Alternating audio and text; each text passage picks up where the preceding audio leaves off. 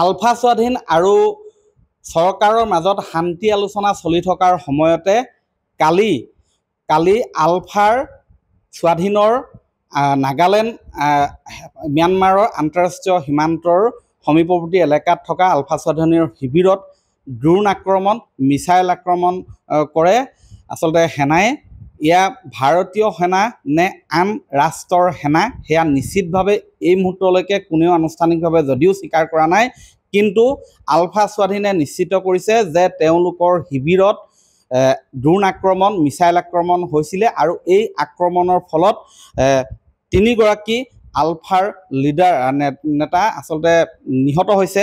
তেওঁলোক হৈছে শীৰ্ষ আলফা নেতা নয়ন মেধি ওৰফে নয়ন অসম, গণেশ লাহন ওৰফে গণেশ অসম আৰু অকণ গগৈ ওৰফে প্ৰদীপ অসম। এই 3গৰাকী আলফা স্বাধীনৰ শীৰ্ষ পৰ্যায়ৰ নেতা এই আক্ৰমণত নিহত হৈছে। আৰু এই যি আক্ৰমণ সংঘটিত হ'ল, আক্ৰমণ কৰিলে শিবিৰত, তাৰ এটা উচিত প্ৰত্যুত্তৰ দিয়া হ'ব বুলিও আলফা স্বাধীনৰ ফালৰ পৰা সংবাদ মাধ্যমলৈ প্ৰেৰণ কৰা প্ৰেছ বিবৃতিত উল্লেখ আছে।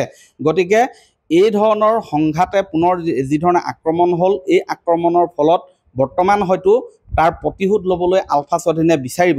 এনেধৰণৰ ঘটনা প্ৰবাহে এই শান্তি আলোচনাত বাৰুকৈ ব্যাঘাত জন্মাব নেকি, সেই প্ৰশ্ন বৰ্তমান উত্থাপন হৈছে। পুনৰ আচলতে নিৰীহৰ তেজেৰে ফাকু খেলাৰ দৰে পৰিস্থিতি উদ্ভৱ হ'ব পাৰে নেকি, এনেধৰণৰ বহু প্ৰশ্নৰ উদ্বেগ হৈছে। মোৰ কাষত বৰ্তমান উপস্থিত আছে একালত আলফা স্বাধীনত থকা আলফাৰ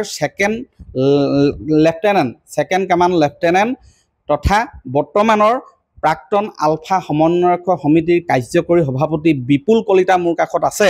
বিপুল দা, এই যি ঘটনা সংঘটিত হ'ল, এই ঘটনা সন্দৰ্ভত আপুনি কি ক'ব?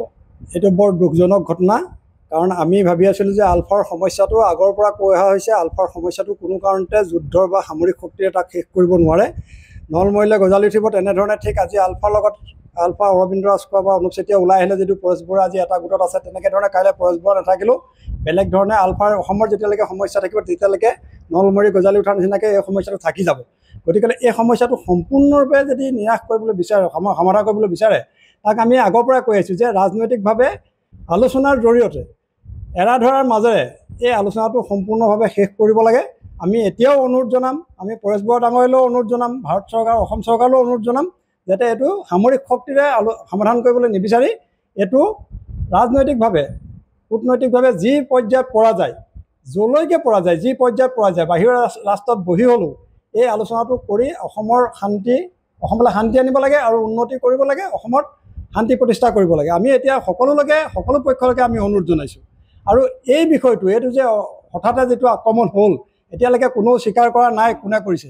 তথাপিতো আমি আকৌ সকলো পক্ষলৈকে আমি অনুৰোধ জনাম, যাতে এই যুদ্ধৰ যিটো দাণ্ডামা, এই যুদ্ধৰ যিটো গতি, এই যুদ্ধৰ গতিটো বন্ধ কৰি ৰাজনৈতিকভাৱে আমাৰ আলোচনাটো কৰিব লাগে। আৰু অতি সোনকালে আমি অসমৰ মুখ্যমন্ত্ৰী মাননীয় হিমন্ত বিশ্ব শৰ্মালৈও আমি অনুৰোধ জনাইছোঁ, যাতে যিকোনো প্ৰকাৰে তেওঁ আগভাগ লৈছিলে, আমি আলোচনা হ'ব বুলি আশা কৰি আছিলোঁ, কিন্তু হঠাতে এনেকুৱা এটা পৰিস্থিতি হ'ল, এইটো অসমৰ কাৰণেও এটা খুব বেয়া পৰিস্থিতি। গতিকেলৈ আমি ভৱিষ্যতলৈ আজি অসমৰ কিমান সুঠাম ডেকা বিভিন্ন সময়ত বিভিন্ন আন্দোলন, অসম আন্দোলনৰ ছাত্ৰ আন্দোলনৰ পৰা আৰম্ভ কৰি আজিলৈকে অসমৰ কিমান সুঠাম ডেকাই জীৱন দিবলগীয়া হ'ল, তথাপিতো সমস্যা সমাধান হোৱা নাই। গতিকে এতিয়াও এই সমস্যাটো আকৌ যুদ্ধৰ প্ৰক্ৰিয়ালৈ বঢ়াই নিনি পেলাই অসমৰ স্বাৰ্থত, অসমীয়া জনগণৰ স্বাৰ্থত, আজি তাত মৰাকেইটা অসমীয়া ল'ৰা মৰিছে, ইয়াত আহি মৰাকেইটা অসমীয়া মৰিছে, অসমীয়া সংখ্যালঘু হৈ গৈ আছে। গতিকে এই সকলোবিলাক দিশ চিন্তা কৰি পেলাই অসমীয়া জাতিৰ ভৱিষ্যতৰ কথা চিন্তা কৰি ৰাজনৈতিকভাৱে আমি পুনৰবাৰ অনুৰোধ জনাইছোঁ, যাতে এইটো যুদ্ধখন সামৰণি মাৰি আলোচনাৰ প্ৰক্ৰিয়াৰে অতি সোনকালে এই বিষয়টো সমাধান কৰিব লাগে। আপুনি যিহেতু আলফা সমন্বয়ক সমিতিৰ কাৰ্যকৰী সভাপতি হিচাপে কাৰ্যনিৰ্বাহ কৰিছে, এই বিষয়বিলাক কিবা আলোচনা কৰিছে নেকি? এই বিষয়বিলাক আমাৰ লগত আলোচনা হোৱা নাই। আলফাৰ পৰা এতিয়া আমি প্ৰথমতে আহিলে প্ৰাক্তন আলফা হ'ল, প্ৰথমতে এইটো হিতেশ্বৰ শইকীয়া দিনত যিটো ব্যৱস্থা কৰিলে, এতিয়া এই ঘটনা সন্দৰ্ভত আমাৰ বৰ্তমানলৈকে একো আলোচনা হোৱা নাই।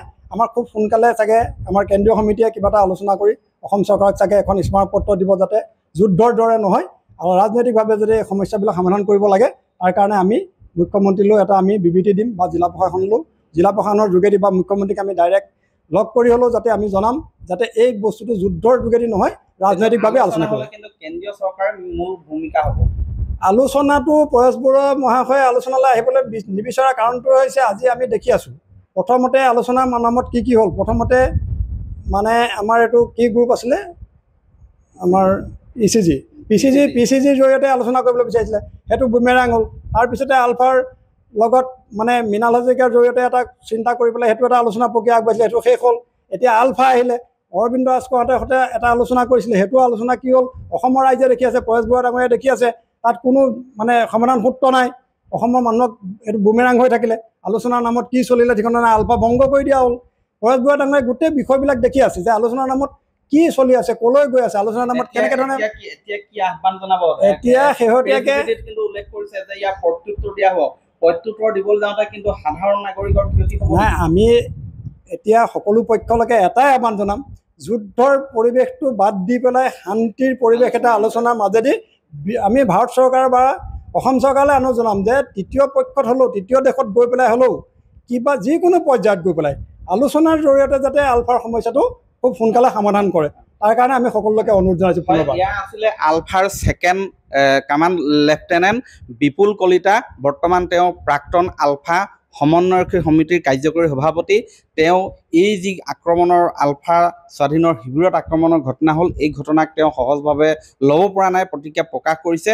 এনেধৰণৰ ঘটনা যাতে পুনৰাবৃত্তি নহয় আৰু আলফা স্বাধীনেও যাতে প্ৰত্যাক্ৰমণ কৰিবলৈ গৈ এটা উশৃংখল পৰিৱেশৰ সৃষ্টি নকৰে, অপ্ৰীতিকৰ পৰিস্থিতি যাতে সৃষ্টি নকৰে, তাৰ বাবে আহ্বান জনাইছে। দুয়ো পক্ষৰে চৰকাৰ আৰু আলফা স্বাধীন এই সকলো পক্ষই যাতে আলোচনাৰ মাজেৰে বিষয়টো মীমাংসালৈ আহে, তাৰ বাবে আহ্বান জনাইছে। আপুনি বিচৰা বাতৰি পাব কেৱল নিউজ 18 এপত। নিউজ 18 এপ ডাউনলোড কৰিবলৈ স্কেন কৰক এই QR কোড। গুগল প্লে ষ্টৰতো পাব এই নিউজ 18 এপ।